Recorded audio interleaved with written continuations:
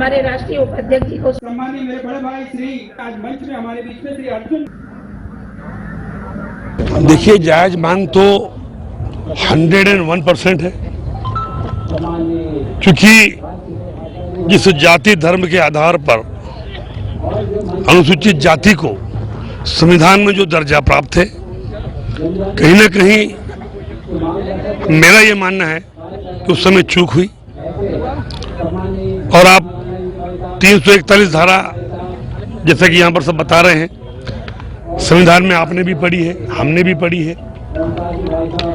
आखिर पूरे हिंदुस्तान का 8 से 10% भाग अनुसूचित जनजाति का है, और हमें ये महसूस हो रहा है, हमारी जनजाति को ये महसूस हो रहा है कि अगर अभी भी हम नहीं चेते, अभी भी हम नहीं जागे, तो वो दिन दूर नहीं जब जनजाति का अस्तित्व ही प्रश्न चिन्ह लग सकता है।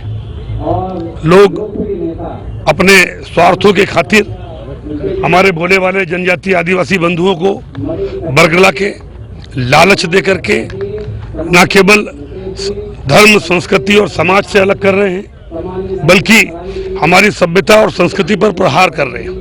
और इसलिए आज समय इस बात का है कि इस बात को हम झोपड़ी झोपड़ी और खोपड़ी खोपड़ी में ले जाएं कि आने वाले समय में अगर हमने संविधान में परिवर्तन करा करके और ये व्यवस्था लागू नहीं करी, तो हमारे आने वाली पीढ़ी हमें कभी माफ नहीं करेगी।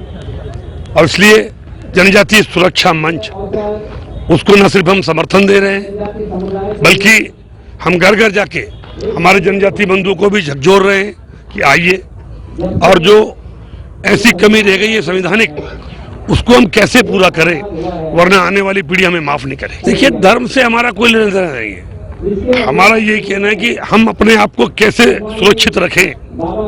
जब हमारी जाति, धर्म और संस्कृति ही समिट जाएगी, समाप्त हो जाएगी, तो फिर हम लोग कैसे अपना वजूद रख पाएंगे।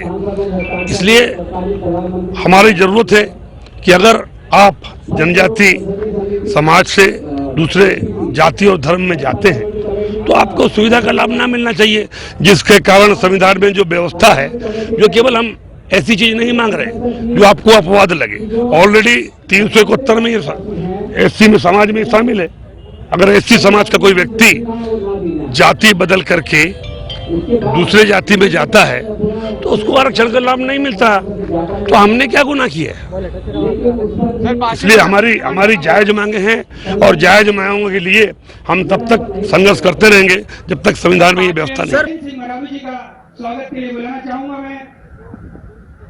आपके स्वागत के लिए श्री काजी भाई गुड़िया जी। जो हमारे पूरे भारत देश में 700 प्रकार के जनजाति समाज के लोग रहते हैं, उनकी परंपरा, रीति रिवाज, प्रथा, पूजा पद्धति विशिष्ट है।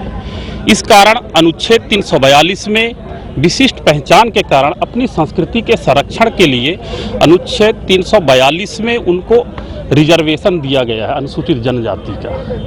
कई हमारे जनजाति समाज के लोग जो अपनी परंपरा, रीति रिवाज, प्रथाओं को छोड़ दिया है, यानी कि ईसा धर्म को मान लिए हैं या मुस्लिम धर्म को मान लिए हैं, और जब उस पर धर्म परिवर्तन हो जाता है तो अपनी संस्कृति से वो अलग हो जाता है और समाज से भी अलग हो जाता है। तो इस मांग को लेकर कि जो जनजाति समाज के लोग, आदिवासी समाज के लोग जो धर्मांतरित हुए हैं, उनको आरक्षण न मिले।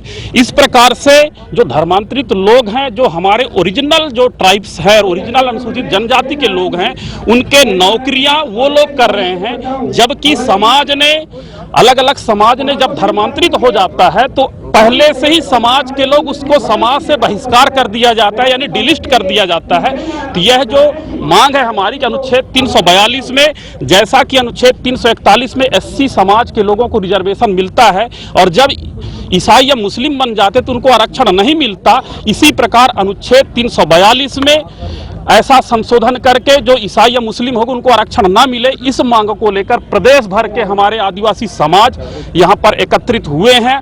और इस विषय को लेकर हमारे जनजाति सुरक्षा मंच के द्वारा माननीय सांसद जी, माननीय विधायक और माननीय प्रधानमंत्री जी से भी दिए हैं और बहुत जल्द से जल्द इस संशोधन अनुच्छेद 342 संशोधन हो, नहीं बड़ा आंदोलन आदिवासी समाज मध्य प्रदेश ही नहीं पूरे देश भर के लोग करेंगे। लव जिहाद के भी शिकार हमारे हो जाते हैं बहन बेटियां लोग, और हमारे जो करिंदाओं में रहते हैं, जंगलों में रहते हैं, गाँव में रहते हैं जो आदिवासी समाज, उनको लोभ देकर उनकी पूजा पद्धति, परंपरा, रीति रिवाज को अलग कर दिया जाता है, जिससे वह समाज अपने मूल संस्कृति से दूर हट जाता है। और जो अनुच्छेद 342 का मूल अवधारणा है कि अपनी संस्कृति का संरक्षण के लिए उनको आरक्षण दिया गया है, तो फिर किस चीज का संरक्षण, किस चीज का आरक्षण उनको मिलना चाहिए? नहीं मिलना चाहिए। वह हमारे समाज से अलग हो गए, इसलिए उनकी आरक्षण खत्म किया जाए।